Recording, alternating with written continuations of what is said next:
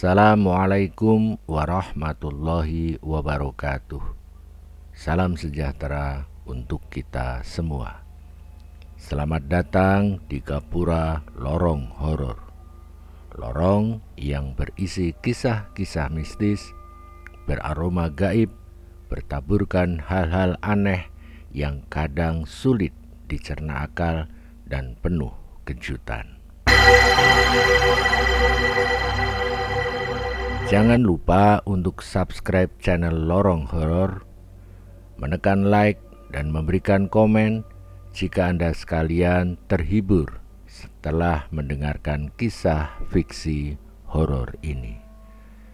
Jangan lupa pula nyalakan lonceng notifikasi untuk mendapatkan update video terbaru dari channel Lorong Horor. Terima kasih atas kesediaan dan kebaikan hati Anda. Salam hormat dan selamat mendengarkan kisah mistis berjudul Glundung Pringis Ruji Brewok.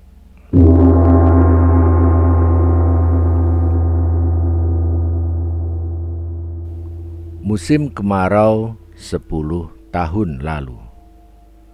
Sekitar jam 11 malam, Lek Kuat ke sawahnya. Musim kemarau yang berkepanjangan membuatnya harus memastikan tanaman padi di sawahnya mendapat cukup air yang didapatkannya dari saluran irigasi. Lek Kuat terkejut mendapati saluran irigasi air ke sawahnya dan sawah-sawah di samping kanan dan kirinya terlihat kering. Ia marah karena air yang dialirkan dari sungai melalui saluran irigasi sebenarnya lancar. Ia bisa memastikan air itu sengaja dibendung atau disumbat seseorang untuk mengairi sawahnya sendiri. Ia bisa menduga siapa itu pelakunya. Bergegas Lek Kuat ke sawah paling utara, sekitar 200 meter jaraknya dari lokasi sawahnya. Benar tebakannya.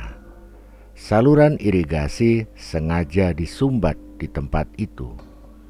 Lek Kuat melihat batang-batang pisang, jerami, dan dedaunan yang ditindih batu-batu untuk menghadang laju air agar air mengalir ke sawah di tempat itu dan tidak mengalir ke sawah-sawah di selatannya. Kemarahan Lek Kuat langsung meninggi. Ia berkecak pinggang. Katanya geram, "Dasar si Ruji Brewok, manusia licik, serakah, mau menangnya sendiri, tidak peduli dengan sawah-sawah orang lain."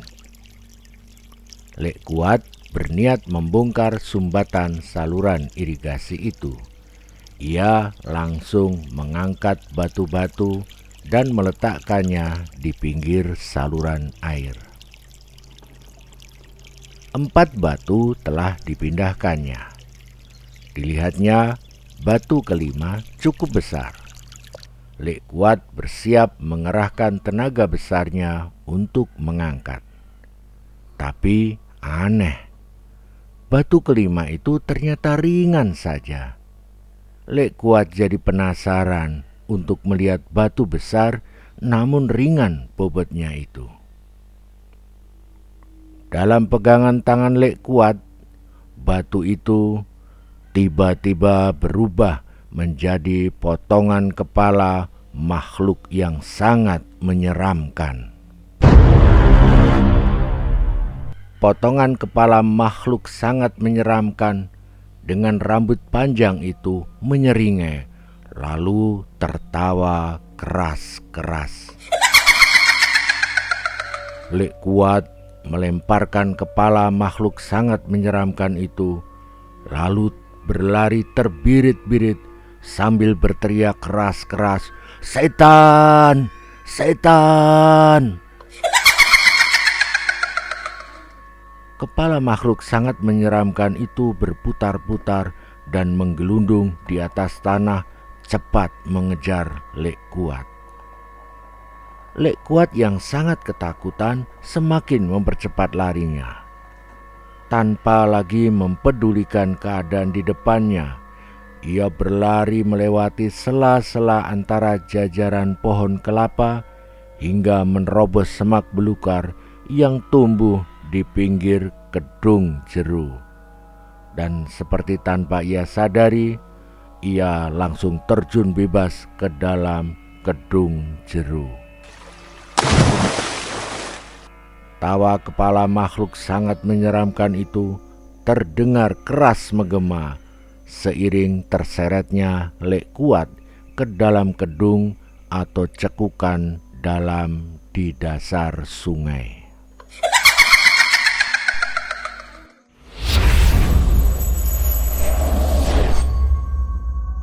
Warga desa gempar mendapati Lek Kuat tewas.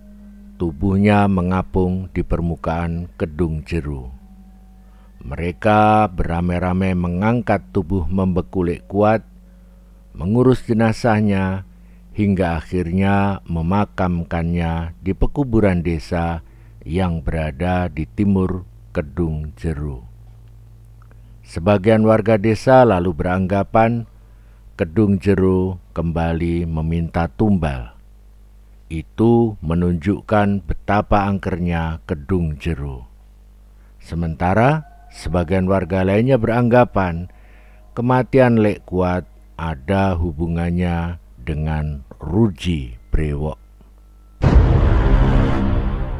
Mereka ingat, setiap kali ada warga yang bermusuhan dengan Ruji Brewok karena masalah tanah, tidak berapa lama kemudian warga tersebut akan meninggal dunia tercebur ke kedung jeru.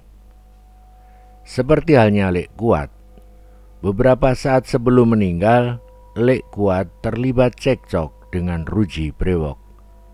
Bukan hanya karena masalah air di saluran irigasi air yang sering disumbat Ruji Brewok, melainkan juga Lek Kuat menolak keras ketika Ruji Brewok berniat membeli sawahnya. Aku tidak akan menjual sawah peninggalan bapakku itu pada Ruji Brewok, karena hanya dari sawah itu aku mendapatkan penghasilan.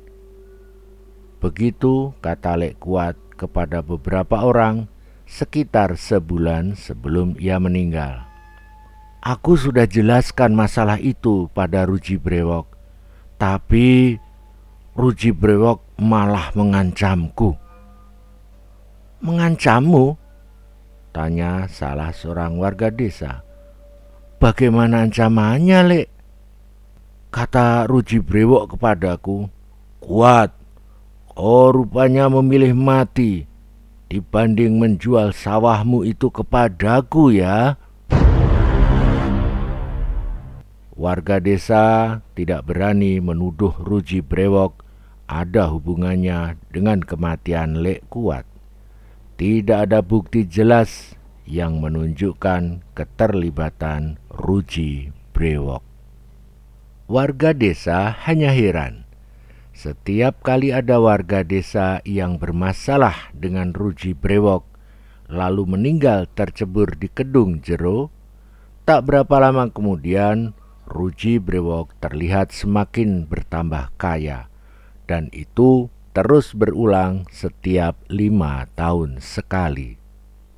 Begitu pula setelah kematian Lek Kuat, Ruji Brewok mendadak memiliki banyak uang hingga akhirnya bisa membeli sawah-sawah di sebelah selatan sawahnya, termasuk sawah milik mendiang Lek Kuat. 5 tahun lalu, Ruji Brewok berniat membeli kebun kelapa milik Suradi. Luas tanah Suradi itu 1 hektar, ditumbuhi sekitar 200 tanaman kelapa. Buah-buah kelapa itu yang membuat Suradi sekeluarga hidup sangat berkecukupan. Maka Suradi langsung menolak mentah-mentah keinginan Ruji Brewok. Cekcok terjadi karena Ruji Brewok tetap ngotot ingin membeli. Anehnya, ia hanya berani membeli setengah dari harga pasaran tanah. Suradi marah-marah. Katanya, "Ruji, kamu ini hanya cari gara-gara saja denganku. Kebun kelapa tidak dijual, kamu ngotot ingin membelinya. Kamu pasang harga ngawur setengah dari harga pasaran. Sebenarnya mau kamu itu apa, Ji?" Dengan tenang Ruji Brewok menjawab, "Mauku membeli kebun kelapamu dengan harga seperti yang kusebutkan." "Aku tidak sudi, titik." Suradi tegas menjawab. "Ya sudah, berarti kamu memilih mati rupanya," ujar Ruji Brewok kemudian. "Apa katamu?" Bola mata Suradi membelalak, kemarahannya meninggi. Katanya sambil bertolak pinggang, "Kau mengancamku?" "Aku tidak mengancammu," jawab Ruji Brewok. "Aku hanya mengingatkan, orang yang berani menolak tawaranku tidak lama lagi akan mati tercebur di kedung jero." Hampir terjadi perkelahian antara Suradi dan Ruji Brewok ketika itu. Beruntung beberapa orang di tempat itu segera melerai dan memisahkan.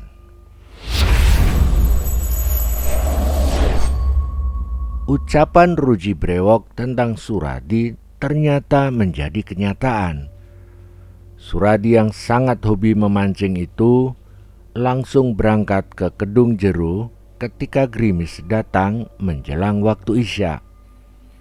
Istrinya telah mencegahnya, namun Suradi tetap bersikeras.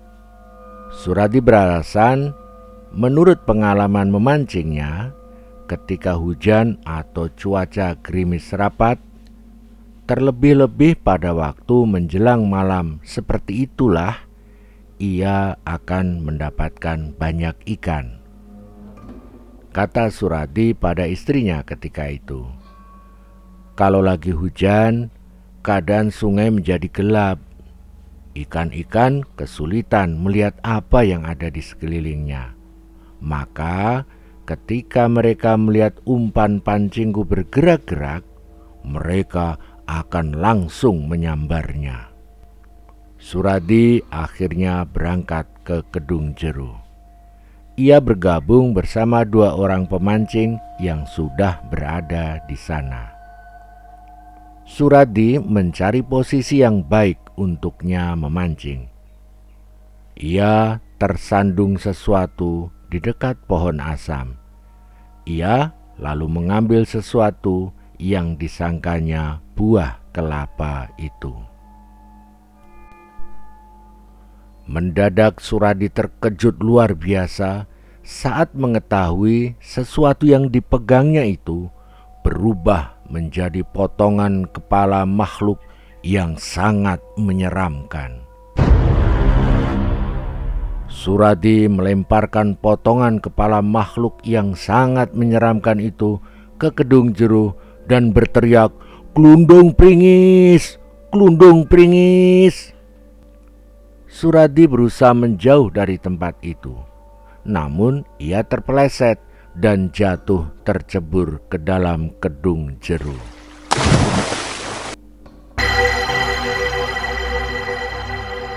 Dua pemancing yang sangat terperanjat berusaha menolong Suradi, namun terdengar suara menakutkan dari kedung jero, suara menyeramkan yang menggema dan jelas mereka dengar.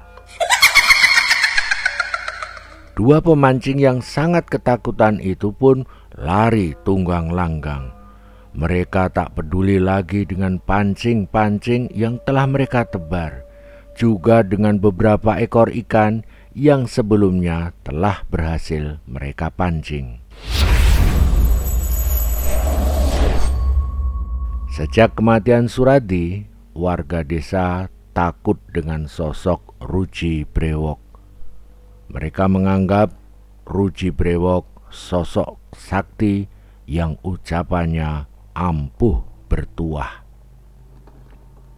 Ruji Brewok pun semakin bertingkah sekehendaknya tanpa ada warga desa yang berani mencegahnya. Ia membeli rumah berikut pekarangan milik Pak Diman dengan harga sepertiga harga pasaran.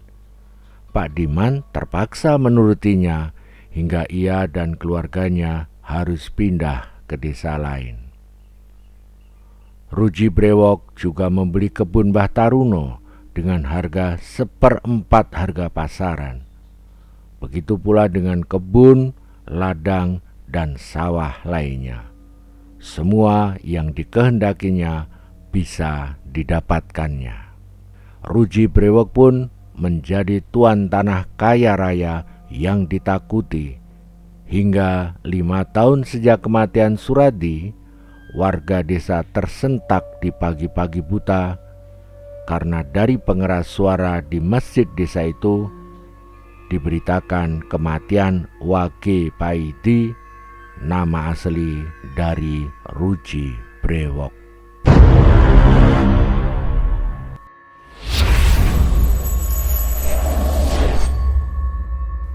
Penguburan jenazah Ruji Brewok membuat warga desa sangat kesulitan.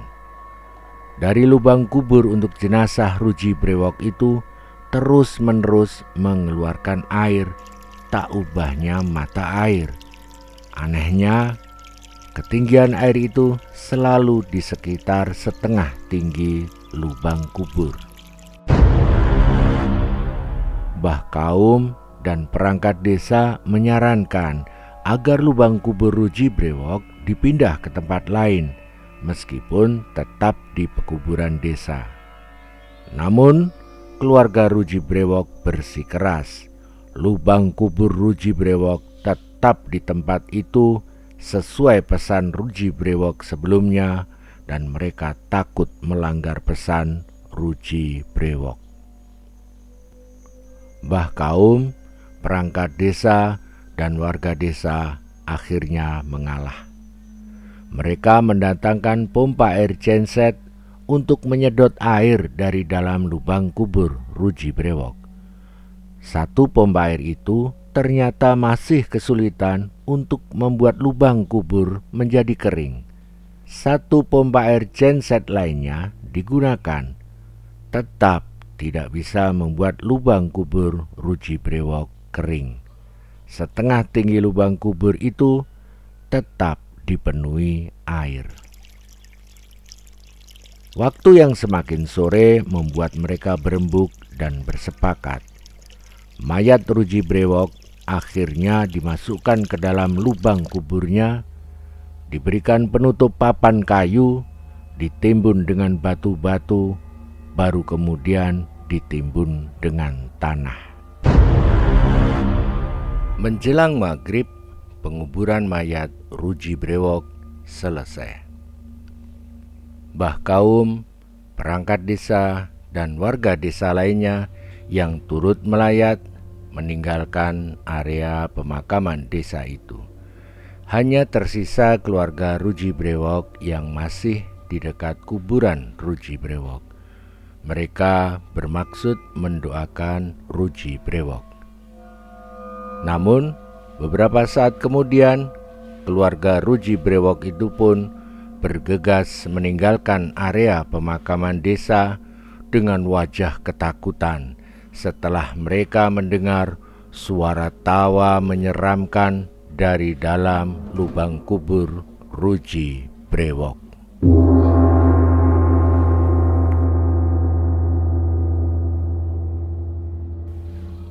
Terima kasih telah mendengarkan kisah ini. Semoga Anda sekalian dikaruniai kesehatan dan kebahagiaan yang berlimpah, serta keberkahan dalam kehidupan Anda sekalian. Allahumma amin. Terima kasih. Salam horor, salam lorong horor.